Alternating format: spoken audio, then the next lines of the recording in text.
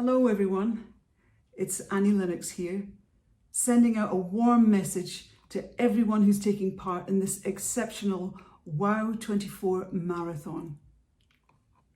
At this unprecedented time in global history, when everything seems to be undergoing seismic change, more than ever before, there is a desperate need for positive transformation at every level.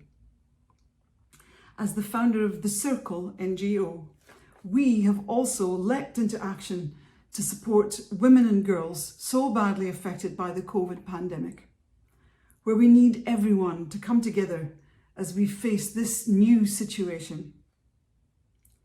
So I'm delighted to see the WOW team bring this crisis to the forefront and galvanise so many of us. So much appreciation goes to Jude Kelly and her team for making this happen. We already live in a world where 1 in 3 women face physical or sexual violence in their lifetime. But now, due to COVID-19, rates of domestic violence have skyrocketed as a result of lockdowns everywhere across the world. We must all now realise that a parallel, invisible global pandemic of violence is taking place against women and girls. In South Africa last year, some 2,700 women and 1,000 children were murdered by men, and at least 100 rapes were reported daily.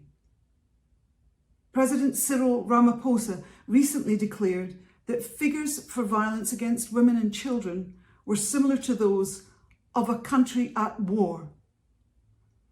Since Nelson Mandela's presidency, it's taken over 20 years for a political leader to publicly acknowledge this appalling truth.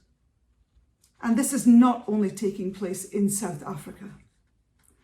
The insidious culture of violence and rape has been taken as a normal for decades in many countries around the world.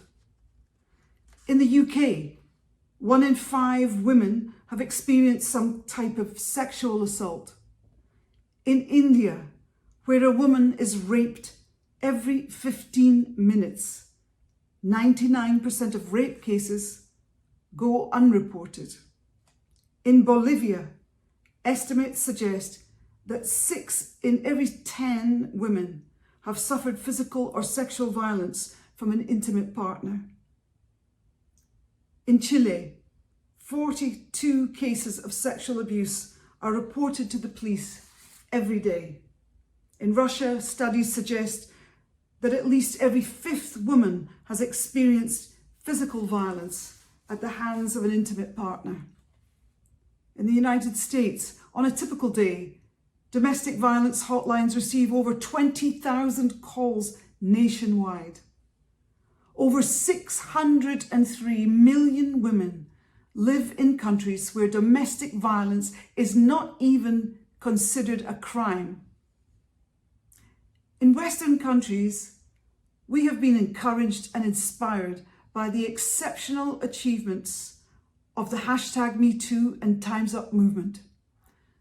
But we also really need to understand and expose the full scale and nature of violence against women and children that is raging everywhere across the globe.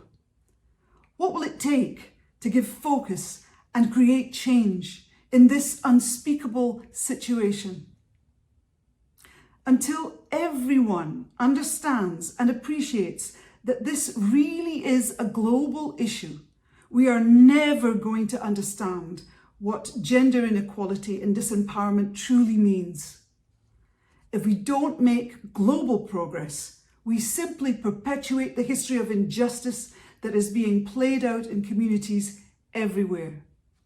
Right now, while everyone taking part in this event should be confident that we're making real progress in many areas, we must appreciate that there is a horrific and hidden global war taking place against the most vulnerable citizens of the world. It is essential that those of us who have already been doing this work for many years. Continue to build real bridges and share solutions. So voice your anger and use it as a power for transformation and inspiration to bring others along on the journey with you.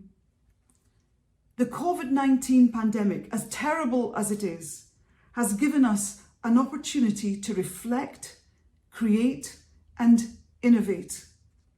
We are changing our ways and finding new methods of communication, as we are right now, virtually.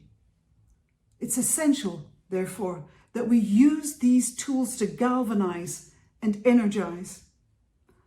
I hope that over the next 24 hours, you are inspired, but most of all, that you discover a strengthened will to take action. Thank you.